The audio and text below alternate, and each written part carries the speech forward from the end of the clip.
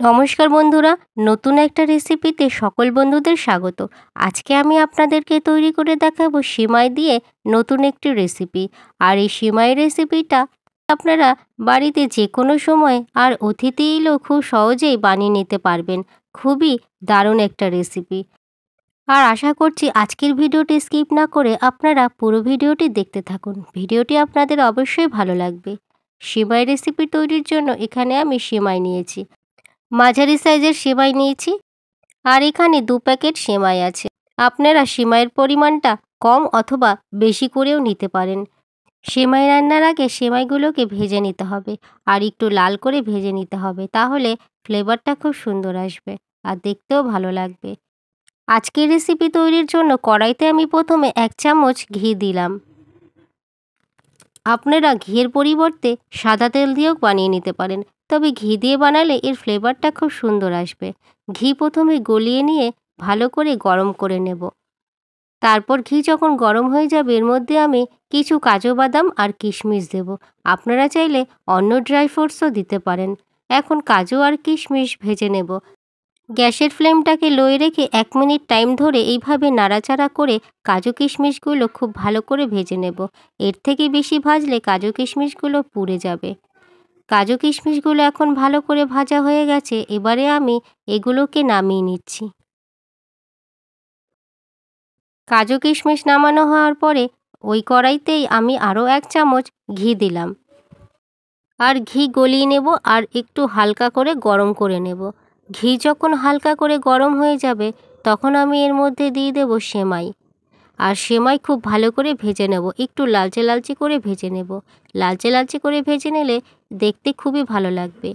আর বন্ধুরা, আপনারা এই রেসিপিটাকে ঘি দিয়ে রান্না করার চেষ্টা করবেন, তাহলে খুবই ভালো লাগবে খেতে। এখন আমি সেমাই নেড়ে চেড়ে খুব ভালো করে ভেজে নিচ্ছি। এছাড়া বন্ধুরা, এখনও যারা আমার চ্যানেলের নতুন বন্ধু, চ্যানেলটিকে সাবস্ক্রাইব করেননি, তারা চ্যানেলটিকে সাবস্ক্রাইব করে পাশে থাকা বেল অপশনে ক্লিক করে দেবেন। তাতে পরবর্তী সমস্ত রান্নার ভিডিওর আপডেট আপনার ফোনে প্রথমেই পৌঁছে যাবে। এছাড়া ভিডিওটি যারা ফেসবুক থেকে দেখছেন তারা তিয়াশা ফুড হাউস চ্যানেলটিকে ফলো করে দেবেন। সেমাই খুব ভালো করে ভেজে নিয়েছি। আর এই সেমাই যখন খুব ভালো করে ভাজা হয়ে যাবে তখন আমি এর মধ্যে দেব দুধ। আমি এখানে 1 লিটার দুধ অ্যাড করলাম। আমি 2 প্যাকেট সিমাইয়ের জন্য 1 লিটার দুধ দিলাম। আপনারা চাইলে দুধের পরিমাণটা বেশিও দিতে পারেন। এবারে খুব ভালো করে নেড়েচেড়ে সিমাই রান্না করে নেব।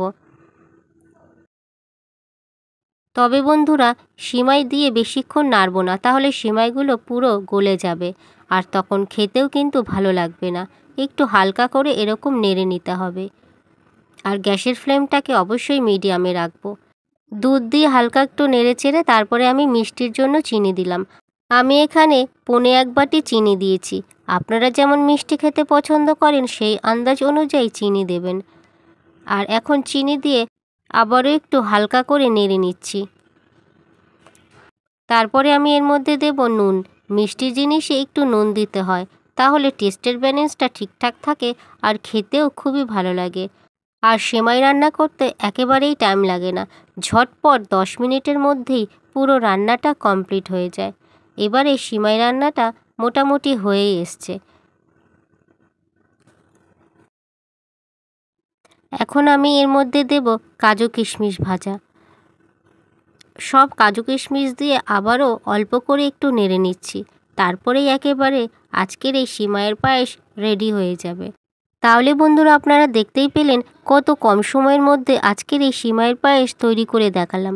আর এরকমই সিমাইয়ের পায়েস যদি আপনারা বাড়িতে তৈরি করতে চান তাহলে ঝটপটি সিমাই দিয়ে এইরকমভাবে পায়েস তৈরি করে নেবেন, দেখবেন ভালোই লাগবে খেতে।